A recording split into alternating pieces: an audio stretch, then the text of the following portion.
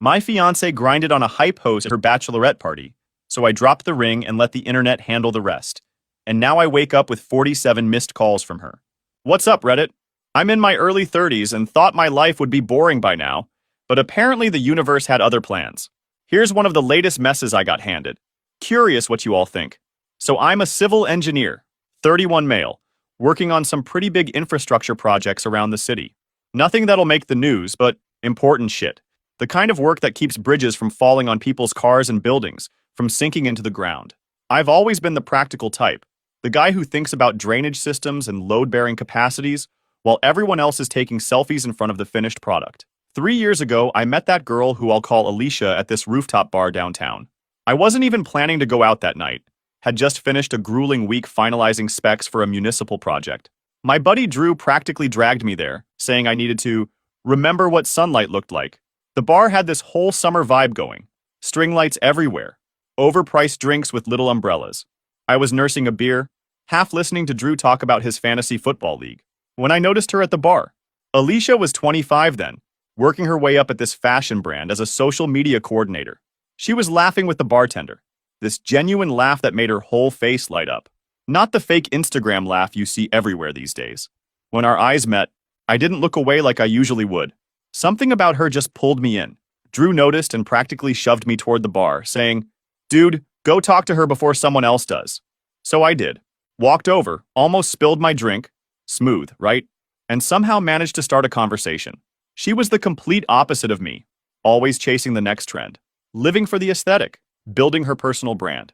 Where I'm calculating concrete thickness, she's calculating engagement rates. Our first date was at this lookout point with a view of the whole city skyline. We stayed there talking until like 2 a.m., and I knew there was something special about her. The way she looked at the world was so different from how I saw it, like everything was an opportunity for a story or a photo or an experience. Fast forward 2 years, and things were good enough that I decided to propose. Did it at that same lookout point where we had our first date. Got down on one knee. I'd saved up for months to get her this ring she'd been dropping hints about. Cushion-cut diamond, rose gold band, the works. Not cheap, but she was worth it. Or so I thought. She said yes, ovs, and immediately started planning the wedding. Pinterest boards everywhere, following all these wedding accounts, the whole deal. I was cool with it. This was her thing, and I just wanted her to be happy.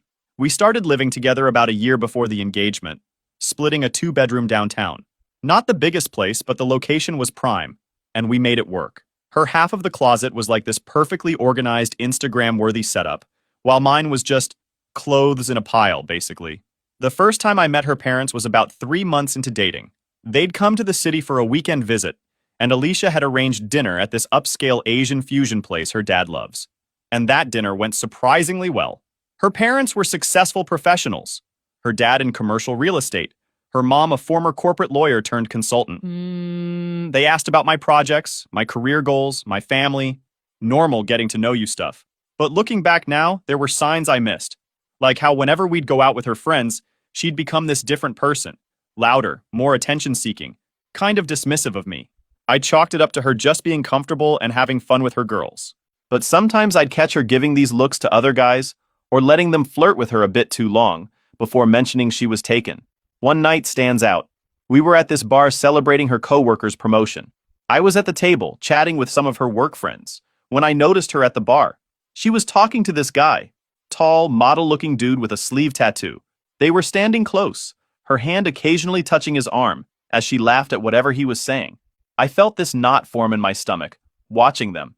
Not just jealousy, though yeah, that was part of it, but also confusion. Because the Alicia at the bar didn't look or act like my Alicia. Her posture was different, her laugh was higher, more performative. She was putting on a show. After like 15 minutes of this, I walked over. Not aggressively, just casually joining the conversation. "Hey babe," I said, sliding an arm around her waist. "Who's your friend?" The guy looked surprised. Clearly had no idea she was there with someone. "Oh, this is Nathan, my boyfriend," she said, her tone shifting slightly. "Nathan, this is Ethan. He's a photographer who works with our brand sometimes." When I brought it up later, she'd laugh it off. "You're being so insecure," she'd say. "That's just how people are at bars. It doesn't mean anything. He's a professional contact. I was networking." "Networking doesn't usually involve giggling and touching someone's arm for 15 minutes, I pointed out.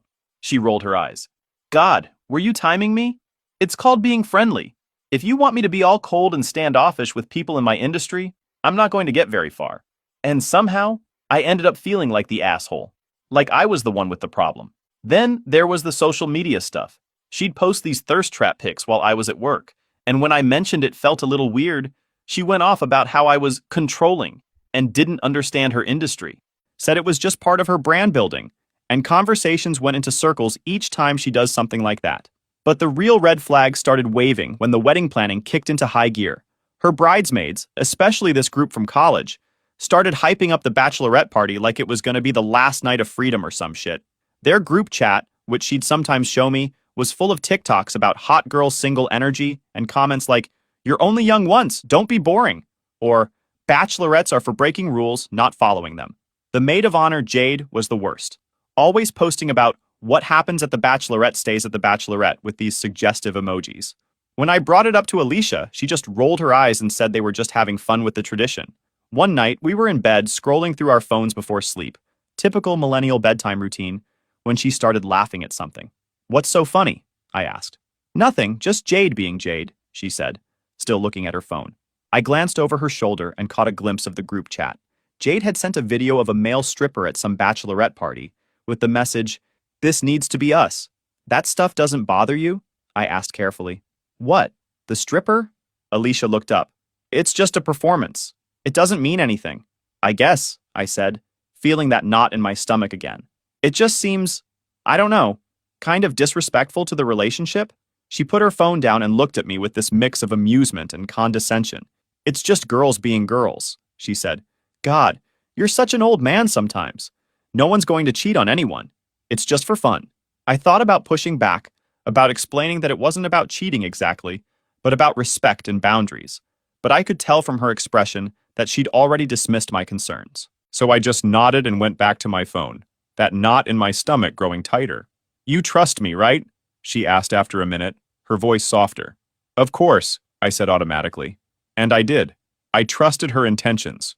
I just wasn't sure I trusted her judgment, or her need for validation from others. "Then there's nothing to worry about," she said, kissing me on the cheek before turning off her bedside lamp. "Good night, old man." I should have pressed harder, but I didn't want to be that guy. The insecure, controlling fiancé. So I let it slide. Big freaking mistake. The bachelorette party was planned for this fancy rooftop club downtown, the kind of place with $20 cocktails and a line around the block on weekends. They'd rented out a VIP section for the night, Alicia and 8 of her closest friends, plus whoever else they invited. I wasn't supposed to be there at all. It was girls' night, and I respected that. I had plans to hang with my brother and a couple buddies playing video games. Low-key, the way I like it. Jake and I were in the middle of destroying Drew and Ryan at Smash Bros when my phone buzzed. I ignored it at first, focused on the game, but then it buzzed again, and again. "Dude, check your phone," Jake said. "Someone really wants to talk to you." I paused the game and pulled out my phone. 3 texts from Jade. "Hey Nathan, the party is amazing. Alicia is having the best time. You should come by around 11 and surprise her. She'd love to see you." I stared at the messages, confused. Jade had never been particularly friendly toward me, always seemed to see me as the boring guy who was taking her wild friend off the market. Why would she suddenly want me at the bachelorette party? Part of me, a small, nagging part that I immediately silenced, wondered if this was some kind of setup. But then I thought, maybe she's actually trying to be nice? Maybe they're all having innocent fun and genuinely want me to come celebrate with them. "Everything cool?" Jake asked, noticing my expression. "Yeah, just Alicia's maid of honor wants me to surprise her at the bachelorette party later." Jake raised an eyebrow. "Is that normal? I thought those were usually no guys allowed type things. Maybe they're wrapping up early?" I suggested, though that seemed unlikely given they'd just started a few hours ago. "She says Alicia would love to see me." "Up to you, bro," Jake shrugged. "But if my fiance's friends suddenly wanted me at a girls' night, I'd be wondering why." That nagging feeling returned, stronger now. But I pushed it down again. Maybe this was Jade's way of extending an olive branch. Maybe everything was fine, and I was just being paranoid. "I think I'll go," I decided, "just to see what's up. If it's weird, I can always leave." "Want me to come with?" Jake offered. "I can wait outside or something, just in case." "Nah, it's cool," I said, though I appreciated the offer. I'm probably overthinking it. I told the guys I had to bounce early, went home to shower and change, and headed downtown. The whole drive there, my thoughts were ping-ponging between excitement about surprising Alicia and that persistent uneasiness I couldn't shake. Maybe she'll be genuinely happy to see me, I thought as I parked near the club. Maybe Jade really is trying to be nice. Maybe I've been wrong about her all along. Got to the club around 11:15. There was a line wrapped around the block, but Jade had put my name on the list, so I got right in. The elevator doors opened and the music hit me like a wall. The place was packed, way more people than just their party. Seemed like they'd invited half the city. I scanned the crowd for Alicia, but didn't see her right away. Then I heard this hype man on the mic. You know the type. Too much hair gel, designer t-shirt, probably calls himself an entrepreneur, but just hosts club nights. All right. Ladies and gentlemen, we've got a special treat for you tonight. A beautiful bride-to-be is in the house, and it's her last night of freedom. The crowd cheered, and my stomach dropped. Last night of freedom? What the duck did that even mean? We weren't going to prison. We were getting married. I pushed my way through the crowd, trying to get a better view of what was happening. People were packed shoulder to shoulder, drinks sloshing, everyone looking toward a small stage area I still couldn't quite see. And now, let's bring up our bride-to-be for her special dance. My heart was hammering now, that knot in my stomach turning into a block of ice. Special dance? What kind of special dance? I finally got to where I could see the small stage area they'd set up, and there was Alicia. She was wearing this tiny white dress with a cheap veil, looking hot as hell, but also kind of sloppy drunk. She was giggling as this jacked dude in a tight black shirt helped her onto the platform. Time seemed to slow down. I stood there frozen, watching as this stranger, this hired performer, put his hands on my fiancée. I told myself it was just a silly tradition, just a joke, nothing serious. This isn't happening, I thought. This isn't really happening. But it was. As I watched, the music changed, got slower, more grinding type beat, and this dude pressed up against her from behind, started moving his hands down her sides, gripping her hips. And Alicia, hell man, she was into it, like really into it, grinding back on him like her rent was due at midnight, running her hands through her hair, giving him these looks over her shoulder. The same look she gave me when we were alone. Something cold and heavy settled in my chest. Not just jealousy, though, yeah, that sucker punched me pretty good. It was something worse. Like feeling a lock break inside your chest. Like realizing the person you trusted most just handed the spare key to a stranger for free. The bridesmaids were going absolutely wild. Screaming, cheering, all of them with phones out recording everything. The crowd around them was eating it up too. And there was Jade, right at the front, filming the whole thing with this huge smile on her face. I understood now. This was why she'd invited me. Not as an olive branch, not as a kind gesture. She wanted me to see this, wanted to see my reaction, wanted the drama. I stood there frozen, like literally couldn't move, couldn't process what I was seeing. My fiancée, the woman I was going to marry in 3 months, basically dry humping some random dude on a stage while her friends recorded it. That's when she saw me. Our eyes locked across the room. I was expecting, I don't know, shock, embarrassment, something that would tell me this wasn't what it looked like. Some sign that she was just caught up in the moment and now realized she'd gone too far. Instead, her eyes lit up with something else. Not shame, not regret, but almost triumph, like she was glad I was seeing this. Like this was part of the plan. She grabbed the mic from the hype guy and shouted, "Relax, babe, it's tradition. Every bride gets one last free night." Her words hit me like a physical blow. One last free night? As if our relationship, our commitment, was some kind of prison she needed a break from? As if the promise we were about to make to each other was something to get one last escape from? The bridesmaids absolutely lost it, howling with laughter, still filming. The crowd made this collective, "oh" sound. I could see people turning to look at me, expressions ranging from amused to uncomfortable to sympathetic. In that moment, something inside me just clicked. A clarity I've never felt before or since. It wasn't about the dance. It wasn't even about the grinding or the touching. It was about the complete and utter lack of respect. The public humiliation. The fact that she saw me standing there, clearly hurt, and instead of stopping, she doubled down. 3 years together. 3 years of building something I thought was special. And she'd just shown me exactly how much it meant to her. How much I meant to her. I didn't yell. Didn't create a scene. Just walked straight through the crowd. People moving aside as I approached the stage. Made my way right up to where she was still dancing with this clown. But at least he had the decency to stand there frozen once he saw me storming in like a final boss cutscene, probably calculating if clout tokens could pay for dental insurance when this went south. I took off the engagement ring I was wearing. Yeah, I wore one too. Old-fashioned, I guess. Dropped it at her feet with a little clink on the stage floor, turned around, and walked out. The music was still going, but I could hear this silence fall over their section as I walked away. The last thing I heard before the elevator doors closed was Jade saying, "Oh shit!" In the elevator, alone, I leaned against the wall and tried to breathe. My hands were shaking. My chest felt tight, but oddly, my mind was clear. Crystal clear. It's over, I thought. It's really over. And the strangest part? Along with the pain and anger and humiliation, I felt something else. Relief. Like I'd been carrying a weight I didn't even know was there, and it had suddenly been lifted. My phone started blowing up before I even got to my car. Texts, calls, voicemails, all from Alicia, her friends, even some of my friends who must have been there. Where are you going? It was just for fun. Why are you being so dramatic? Come back and talk to me. You're embarrassing me. Notice what was missing? An apology. Not a single "I'm sorry." Just making it my problem somehow. I got in my car and sat there for a minute, watching the notifications flood my screen. My hands were still shaking, but not from anger anymore. From certainty. From finally seeing something clearly that I should have seen long ago. I sent one text. "The wedding is off. I'll be at my brother's. Have your stuff out of the apartment by Monday." Then, I turned off my phone. I sat in the car for a few more minutes, just breathing, trying to process what had just happened, what I'd just done.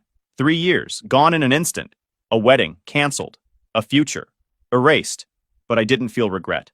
I felt resolved, like I'd finally stood up for myself after years of small compromises that had slowly eroded my self-respect. I drove straight to Jake's place. Didn't call ahead, just showed up at his door looking like I'd seen a ghost. He took one look at me and knew something was seriously wrong.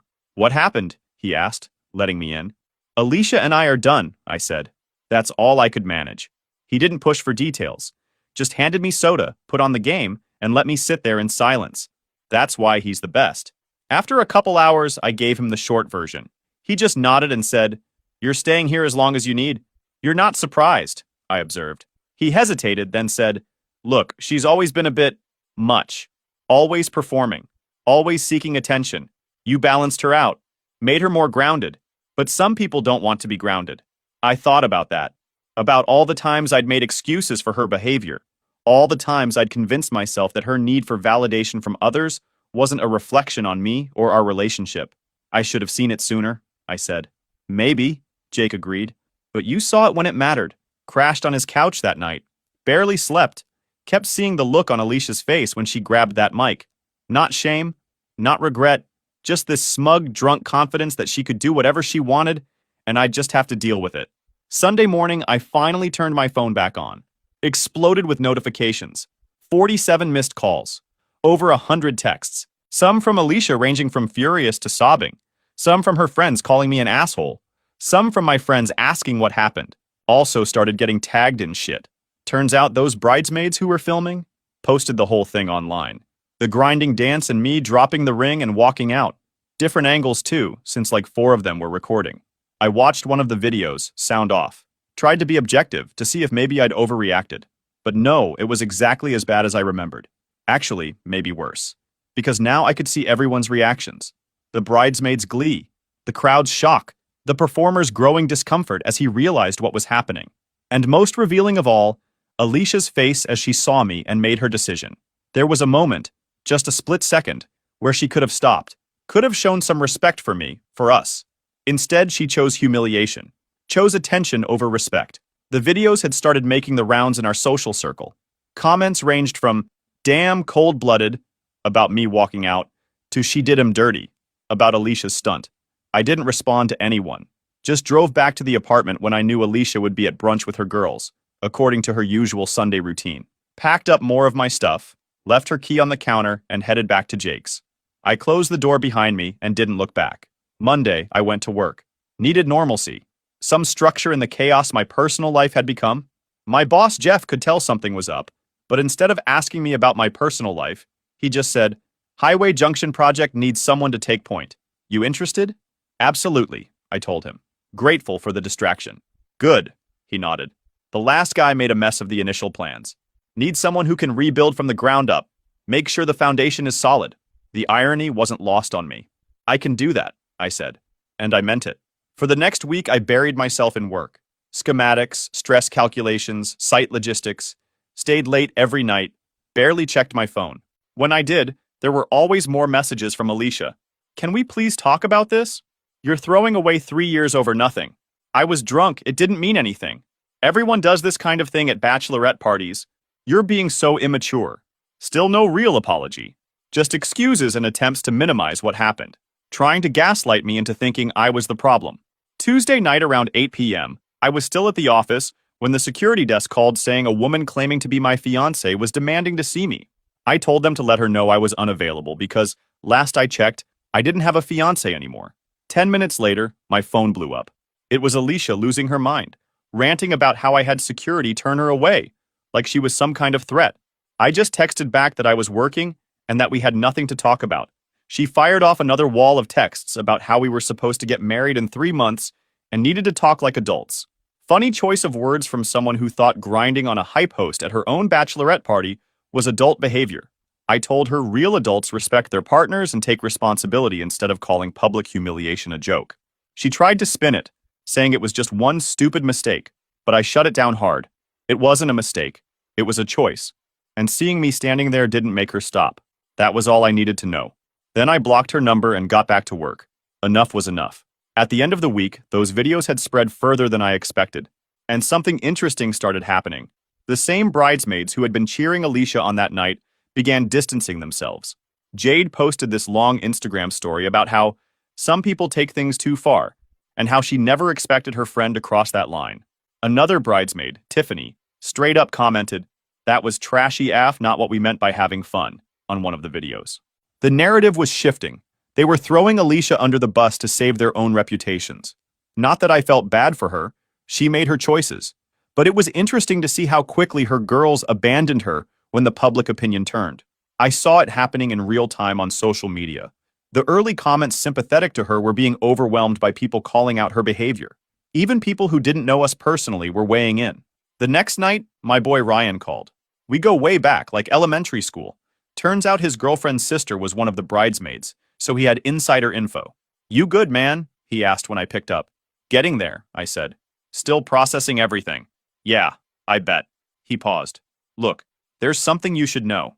This wasn't just some random thing that happened. They had been planning this one last fling bullshit for weeks. Alicia told the girls she wanted to do something wild that would get attention. The hype host dude was specifically requested because he's known for these bride special dances. They even had a group chat about it called Alicia's Freedom Party, where they discussed how you'd react. That hit me like a ton of bricks. It wasn't a spontaneous drunk decision. It wasn't peer pressure. It was planned. She wanted to do it, wanted me to see it, wanted the reaction. "How do you know all this?"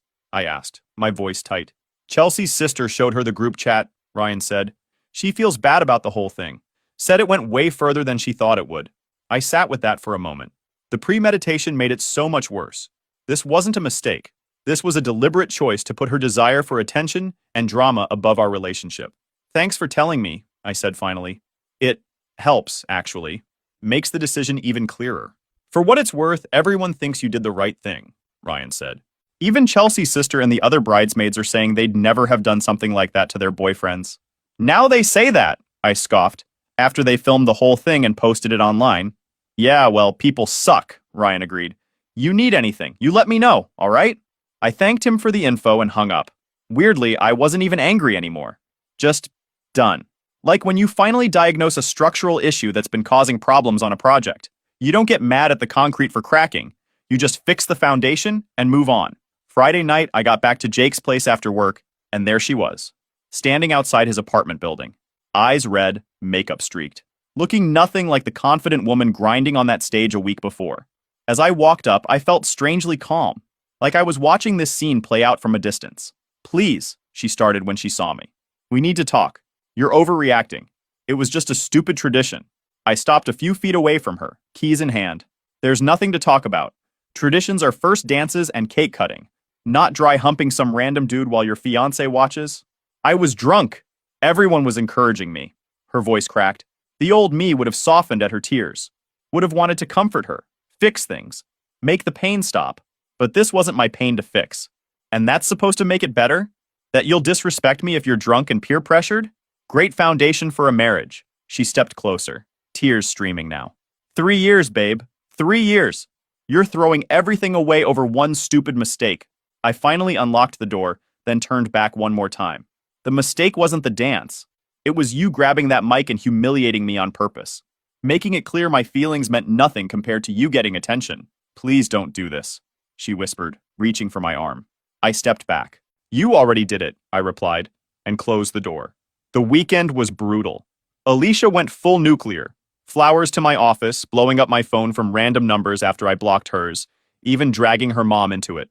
Her mom, who I actually liked, made it worse. When I answered an unknown call and heard her voice, I almost hung up but couldn't do it. She told me Alicia was devastated and begged me to talk to her. I kept it respectful but honest, telling her what happened wasn't a mistake. It was deliberate. And that once Alicia grabbed that mic and humiliated me in front of everyone, there was no fixing it. After a long pause, she simply said she understood and apologized for how it ended. Before hanging up, she told me to take care of myself, and for the first time that weekend, I felt like someone on her side actually respected what real boundaries looked like. But then something had shifted in the narrative again. The video had made its rounds beyond just our friend group. Someone from Alicia's company had seen it. Turns out a social media manager publicly grinding on some dude at her bachelorette party while her fiancé drops his ring and walks out isn't a great look for a fashion brand that sells itself on class and sophistication. I didn't hear about this directly. Ryan, bless his drama-obsessed heart, told me his girlfriend's sister said Alicia had been called into meetings with HR and the marketing director. The company was concerned about brand association, especially since some followers had started tagging the company in the video comments. They didn't fire her, Ryan said as we grabbed lunch near my job site, but they told her to clean up her social media and keep a low profile for a while. I nodded, picking at my sandwich. Makes sense. Their call, though. You don't seem happy about it, Ryan observed. I'm not happy or unhappy, I said honestly. I just want to move on. I stayed completely out of it. This wasn't revenge. This was just actions having consequences. But then Alicia started telling people I was harassing her, that I was unstable and threatening her after the breakup, said she was scared of what I might do, and was considering a restraining order. This shit I couldn't ignore. My reputation as a civil engineer depends on being seen as stable, trustworthy, and reliable. People trust me to build things that won't collapse and kill them. I called my lawyer, explained the situation, and had him draft a cease and desist letter regarding her false statements. The letter was delivered to both Alicia and her workplace, with links to the public videos showing exactly what happened. It formally demanded she stop making false claims about me. This isn't about punishing her, I told my lawyer as he took notes. It's about protecting my reputation and career. He nodded, understanding. We'll keep it professional, just the facts. The letter was professional, factual, and clear. No emotion, just legal boundaries. In the meantime, her bridesmaids had completely jumped ship. The same girls who had been pushing her to have one last wild night were now saying things like, we had no idea she would take it that far, and were so embarrassed by her behavior. Classic fair-weather friends. 3 weeks after it all went down, I found my own place. Needed a fresh start. It was closer to the office, smaller than the place Alicia and I had shared, but it was mine. Jake helped me move into the new apartment. As we were unpacking boxes in the living room, he asked the question I'd been waiting for. So, he said, setting down a box labeled kitchen. Any regrets? About how you handled it all? I stopped what I was doing and thought about it. Really thought about it. Not for a second, I told him. You know what we do when we find a critical fault in a foundation? What's that? He asked, opening a beer and tossing me one. We don't try to patch it. We don't pretend it's not there. We start over and build something better. He nodded, cracking a smile. Well, this place is definitely better than that IKEA showroom you were living in before. We both laughed. First real laugh I'd had in weeks. 4 months post-breakup, I met that chick named Emily at the Interchange project. She was the structural engineer consulting on our soil stability issues. First impression, total pro. No bullshit, just expertise. She spotted problems I'd missed and offered elegant solutions. We worked late in the site trailer over pizza and shitty coffee. Nothing romantic, just work. But something was there. Mutual respect and understanding. She mentioned being new to the city from Seattle, still exploring. I suggested some local spots. A hole-in-the-wall taco place, a decent coffee shop. When she suggested I show her sometime, I hesitated. She picked up on it, adding it would just be as colleagues. We hit the taco place the next day. Easy conversation about work, cities, engineering approaches. No pretense. She noticed my hesitation and asked about it directly. I kept it minimal, just told her about a recent broken engagement. She didn't push, just offered to listen if I ever wanted to talk. No pressure, respected boundaries, kept things professional after that.